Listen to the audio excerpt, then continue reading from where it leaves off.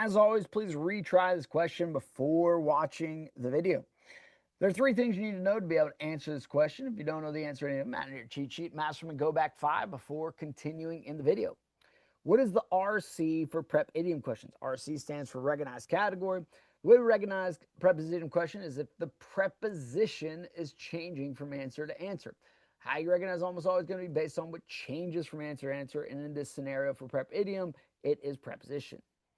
What is the WTD for prep idiom questions? The what to do for prep idiom questions. And that is choose the answer that sounds the best or sounds the way we would commonly use it in the English language. And this is the one category where we're encouraging you to pick answers based on what sounds good. In the other categories, it's good to eliminate answers based on what sounds bad. There are exceptions to that, like subject-verb agreement questions. You should not eliminate based on what sounds bad. But on all the others, it's usually fairly safe to eliminate, but you should not be picking answers based on what sounds good, except for on preposition idiom questions. So if the preposition's changing from answer, it is safe to pick answers based on what sounds good. And last but not least, then versus than. Then is used for time, order / sequence. Than is used for comparison. So if it says more than, less than, something like that, you are dealing with comparison. If it's talking about the sequence of things, then it's then. With those in mind, let's take a look at number 19. Answer A.